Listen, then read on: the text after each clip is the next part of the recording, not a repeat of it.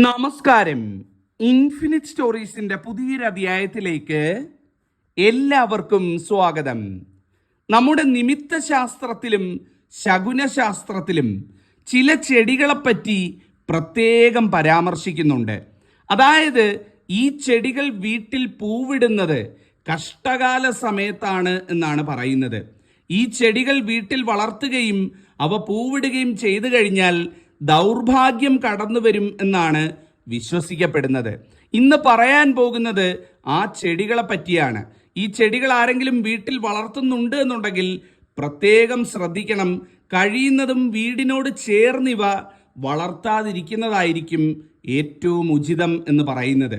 അപ്പം മനസ്സിലാക്കാം ആ ചെടികൾ ഏതൊക്കെയാണ്, അവ പൂവിട്ടാൽ കഷ്ടകാലം എങ്ങനെയൊക്കെയാണ് വരുന്നത് എന്നുള്ളത്. ഇതിൽ ഒന്നാമത്തെ ചെടി എന്ന് പറയുന്നത് ചെറുളയാണ്. ഈ ചെറുളയെ പറ്റി പറയുമ്പോൾ എല്ലാവരും മനസ്സിലാക്കണം, കർക്കിടക മാസത്തിൽ വീട്ടിൽ ചെറുള പൊട്ടിമുളയ്ക്കുന്നതും പൂവിടുന്നതും ഏറ്റവും ഐശ്വര്യമായിട്ടാണ് കണക്കാക്കുന്നത്. ഈ ഒരു കർക്കിടക മാസത്തിലൊക്കെ വീട്ടിലോ പരിസരത്തോ ചെറുള വളർന്നു വരുന്നത് കണ്ടു കഴിഞ്ഞാൽ ഒരിക്കലും പറിച്ചു കളയരുത്. എന്നാൽ മറ്റു മാസങ്ങളിൽ ഏതിലും വീട്ടിൽ ചെറുള വളരുന്നത് ദോഷമാണ് എന്നുള്ളതാണ്. ചെറുള എന്ന് പറയുന്നത് യമന്റെ പുഷ്പം എന്നാണ് അറിയപ്പെടുന്നത്.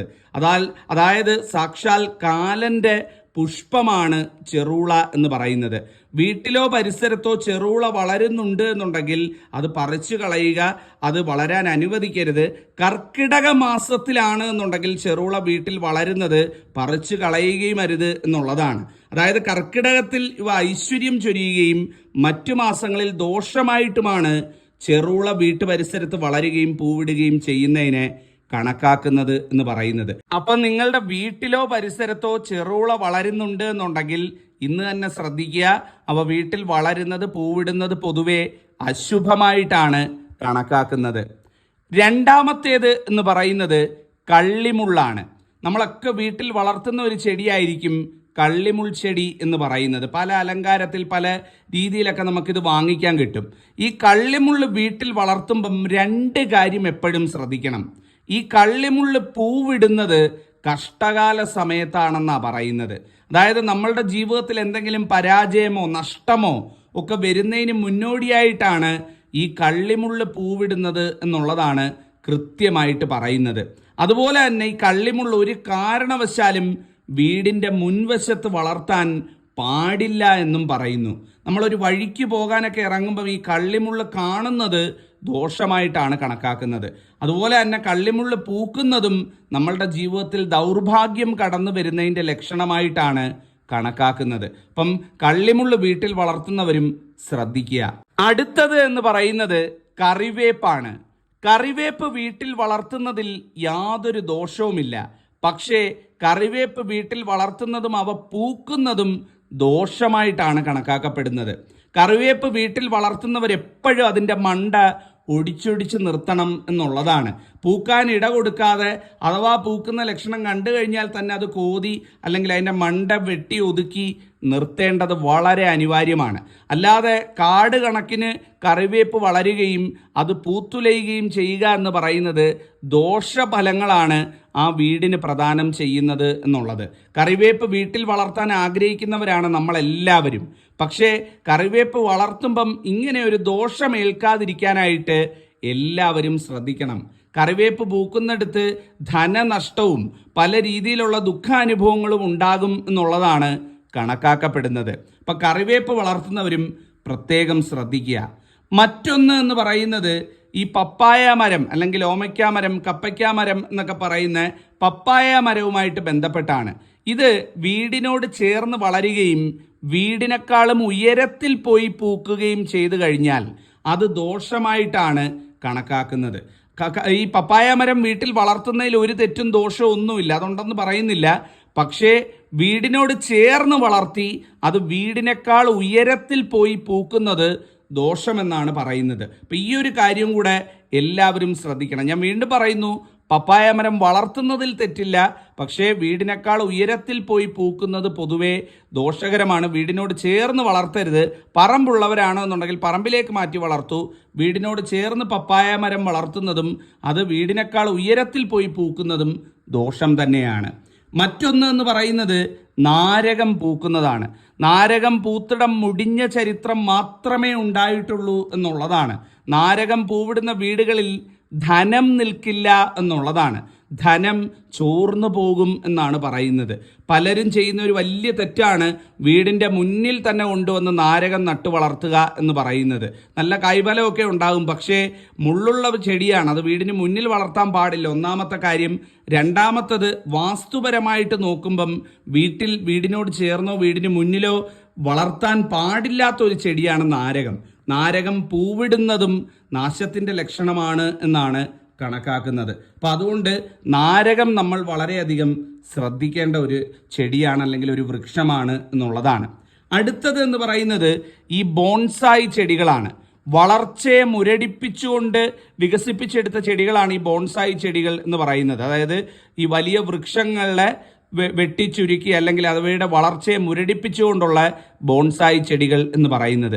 ഈ ബോൺസായി ചെടികൾ വീട്ടിൽ വളർത്തുന്നതേ ദോഷമാണ്. അവ നിന്ന് പൂവിടുകയും കൂടെ ചെയ്തു കഴിഞ്ഞാൽ അത് നമ്മളുടെ ജീവിതത്തിൽ ദോഷം വിതയ്ക്കും എന്നുള്ളതാണ്. ഒരു കാരണവശാലും കഴിയുമെങ്കിൽ, ഇപ്പോൾ ഒക്കെ ആരും അങ്ങനെ വെക്കാറില്ല, പണ്ട് ആളുകൾ അറിവില്ലായ്മ കൊണ്ട് വെച്ചിരുന്നതാണ്. ഇപ്പോൾ ഒരുപാട് ആളുകൾ ബോൺസായി ചെടികൾ എടുത്ത് മാറ്റുകയാണ് വീടുകളിൽ നിന്ന്. അത് വീടുകളിൽ ഒരു കാരണവശാലും വളർത്താൻ പാടില്ലാത്ത വളരെയധികം നെഗറ്റീവായിട്ടുള്ള ഫലങ്ങൾ കൊണ്ടുവരുന്നതാണ്. ബോൺസായി ചെടികൾ വീട്ടിൽ വളർത്തി അവ പൂവിടുന്നതും അതീവ ദോഷകരമാണ് എന്നുള്ളതാണ്. ലോകത്തെമ്പാടുമുള്ള അസ്ട്രോളജികളിൽ ഇതിനെപ്പറ്റി പരാമർശങ്ങളുണ്ട് എന്നുള്ളതാണ്.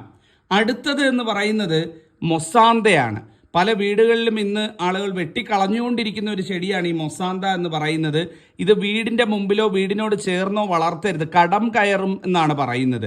ഈ ചെടികൾ പൂവിടുന്നത് ദോഷകരമായിട്ടുള്ള ഫലങ്ങളായിരിക്കും നമുക്കും കുടുംബത്തിനും പ്രദാനം ചെയ്യുന്നത്. അതുകൊണ്ട് പ്രത്യേകം ശ്രദ്ധിക്കണം മൊസാന്ത വീട്ടിൽ വളർത്തുന്നവർ. മൊസാന്ത ഒരുപാട് വർണ്ണങ്ങളിലൊക്കെ കിട്ടും, പക്ഷേ ഇത് ദോഷമാണ് എന്നുള്ള കാര്യം കൂടി അറിഞ്ഞു വെക്കുക. അപ്പം ഇതൊക്കെയാണ് ഇത്തരത്തിൽ ദോഷമായി തീരുന്ന, പൂത്തു കഴിഞ്ഞാൽ നമുക്ക് കഷ്ടകാലമായി തീരുന്ന ചെടികൾ അല്ലെങ്കിൽ പൂക്കൾ എന്ന് പറയുന്നത്. അതേസമയം നമുക്ക് സൗഭാഗ്യവുമായിട്ട് പൂക്കുന്ന ചില ചെടികളുണ്ട്. അവയെ പറ്റി കൂടി ഞാൻ പറയാം. ഇതിൽ ഒന്നാമത്തേത് എന്ന് പറയുന്നത് കറ്റാർ വാഴയാണ്. കറ്റാർ വാഴ വീട്ടിൽ വളർത്തുകയും കറ്റാർ വാഴ പൂവിടുകയും ചെയ്താൽ അതിനേക്കാൾ വലിയൊരു സൗഭാഗ്യം വരാനില്ല എന്നുള്ളതാണ്. നമ്മുടെ ജീവിതത്തിലേക്ക് സന്തോഷ വാർത്ത തേടിയെത്തും, പല മംഗളകാര്യങ്ങളും ആ വീട്ടിൽ നടക്കും എന്നുള്ളതാണ് ഫലം. അപ്പം കറ്റാർ വാഴ വീട്ടിൽ വളർത്തുന്നവർ അത് പൂവിടുന്നത് കണ്ടു കഴിഞ്ഞാൽ, അതായത് ചിത്രത്തിലൊക്കെ കാണിച്ചിട്ടുള്ള പോലെ കറ്റാർ വാഴ പൂത്താൽ സൗഭാഗ്യം തേടി വരും എന്നുള്ളതാണ്. രണ്ടാമത്തേത് എന്ന് പറയുന്നത് മഞ്ഞളാണ്. മഞ്ഞൾ ചെടി വീട്ടിൽ വളർത്തുക, അത് തുളസിത്തറയിലോ വീടിന് മുന്നിലോ മഞ്ഞൾ ഒരു മൂട് വളർത്തുകയും ആ മഞ്ഞൾ ചെടി പൂവിടുകയും ചെയ്തു കഴിഞ്ഞാൽ ആ വീട്ടിൽ മഹാലക്ഷ്മി ദേവി പടികയറി വരും എന്നാണ് പറയുന്നത്. ആ വീട്ടിൽ മഹാലക്ഷ്മി ദേവിയുടെ അനുഗ്രഹം ഉണ്ടാകും. ആ വീട്ടിലേക്ക് വസന്തകാലം കടന്നു വരും, സർവ്വ ഐശ്വര്യം വിളങ്ങും എന്നാണ് പറയുന്നത്. അപ്പം മഞ്ഞൾ വീട്ടിലുള്ളവർ ഈ ഒരു കാര്യം ശ്രദ്ധിക്കാവുന്നതാണ്.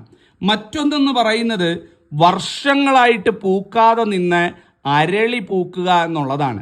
നമ്മളെല്ലാവരും വീട്ടിൽ അരളി നട്ട് വളർത്തുന്നവരാണ്. അരളി പൂക്കുന്നതിലല്ല, ചിലപ്പം കൊല്ലങ്ങളോളം 10 വർഷം 15 വർഷമൊക്കെ അരളി പൂക്കാതെ നിൽക്കും. അരളി അങ്ങനെ തന്നെ നിൽക്കും. അങ്ങനെ ഒരുപാട് വർഷങ്ങൾക്ക് ശേഷം അരളി പൂക്കുക എന്ന് പറയുന്നതാണ്. ഇത് സൗഭാഗ്യത്തിൻ്റെ ലക്ഷണമായിട്ടാണ് കണക്കാക്കപ്പെടുന്നത്.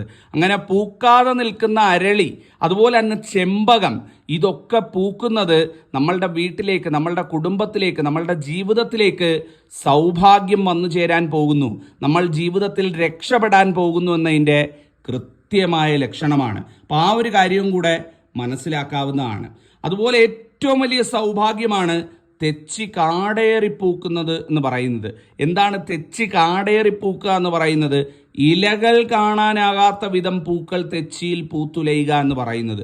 നിറയെ പൂക്കൾ, ചുറ്റിപ്പൂക്കൾ വളരുക എന്ന് പറയുന്നത്. അത്തരത്തിൽ തെച്ചി കാടേറിപ്പൂക്കുന്നത്, പൂക്കളാൽ നിറഞ്ഞ തെച്ചി വീടിന് മുൻഭാഗത്തോ വീടിൻ്റെ ഇരുവശങ്ങളിലോ നിൽക്കുന്നത് ഏറ്റവും സൗഭാഗ്യമാണ്. അങ്ങനെ തെച്ചി കാടേറി പൂക്കുന്ന വീടുകൾ എല്ലാ സൗഭാഗ്യവും കൊണ്ട് നിറയും. ആ വീട് വെച്ചടി കുതിച്ചുയരും. അത്തരത്തിൽ പൂത്തു നിൽക്കുന്ന വീടുകളിൽ നിങ്ങൾ നോക്കിക്കോളൂ, ഉയർച്ച വരുന്നത് കാണാൻ സാധിക്കും. ആ വീടും വീട്ടിലുള്ളവരും ഐശ്വര്യം കൊണ്ട് രക്ഷപ്പെടും എന്നുള്ളതാണ്. അപ്പം ഈ ഒരു കാര്യവും കൂടെ എല്ലാവരും മനസ്സിലാക്കുക. അപ്പം സൗഭാഗ്യവുമായി പൂക്കുന്ന ചെടികളാണ് ഞാൻ ഈ രണ്ടാമത് പറഞ്ഞത്. ആദ്യം പറഞ്ഞത് ദൗർഭാഗ്യവുമായിട്ട് പൂക്കുന്ന ചെടികളാണ്. ഈ അധ്യായം നിങ്ങൾക്ക് ഉപകാരപ്പെട്ട് കാണുമെന്ന് വിചാരിക്കുന്നു. നിർത്തുന്നു. നന്ദി, നമസ്കാരം.